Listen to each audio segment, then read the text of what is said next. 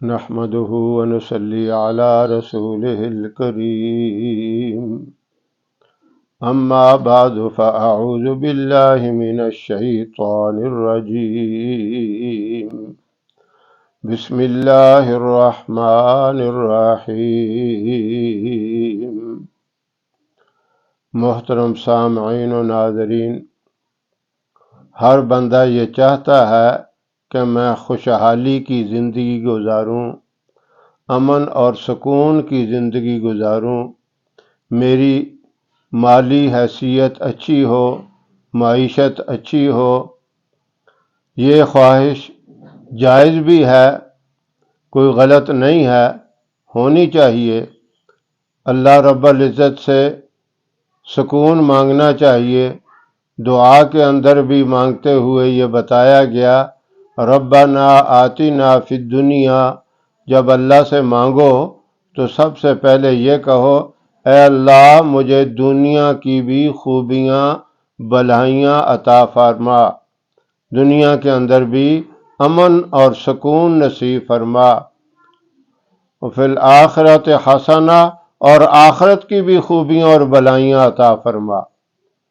یہ اللہ رب العزت نے خود حکم دیا، قرآن کریم کی ایک جامع قسم کی دعا ہے۔ ہم اس کو مانگتے تو نہیں، پڑھتے ہیں۔ مانگنے اور پڑھنے میں بڑا فرق ہے۔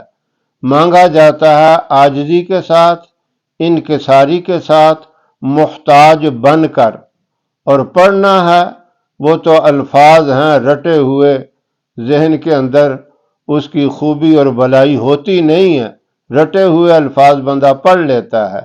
تو پڑھنے سے اتنا فائدہ نہیں ہوتا جتنا مانگنے سے۔ ایک عاجز بن کے، فقیر بن کے، محتاج بن کے جب اللہ سے مانگتا ہے تو اللہ رب العزت اسے عطا فرماتے ہیں۔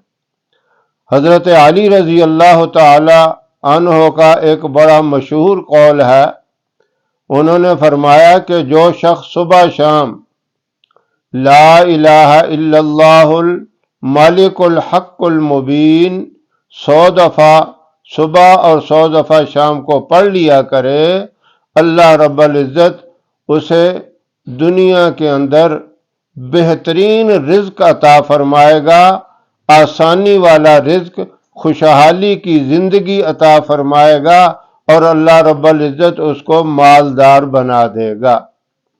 یہ آسان سا وظیفہ ہے، صبح و شام پڑھنا کوئی مشکل نہیں۔ صبح فجر کی نماز پڑھیں، نماز کے فوراً بعد یہ وظیفہ پڑھ لیں، رات کو عشاء کے بعد یہ پڑھ لیں، اور باقی نمازوں کی بھی پابندی کریں۔ نبی کریم صلی اللہ علیہ وسلم نے فرمایا کہ نماز کی ادائیگی، نماز کی پابندی کا سب سے پہلا فائدہ یہ ہے کہ اس کی رزق کی تنگی دور کر دی جاتی ہے۔ نبی کریم صلی اللہ علیہ وسلم کا قول بھی بڑا معتبر ہے، اس کے اندر کسی قسم کا شک و شبہ نہیں، اور حضرت علی رضی اللہ تعالیٰ عنہ کا قول بھی اتنا طاقتور ہے۔ آپ صلی اللہ علیہ وسلم نے فرمایا، انا مدینۃ العلم، میں علم کا شہر ہوں، اور علی رضی اللہ تعالیٰ عنہ علم کا دروازہ ہے۔ اس راستے سے گزر کر جس علم کو حاصل کریں گے اس کا فائدہ ہوگا۔ تو اس لیے حضور اکرم صلی اللہ علیہ وسلم کا بتایا ہوا یہ عمل، یعنی نماز کی پابندی، یہ بھی ایک طاقتور عمل ہے۔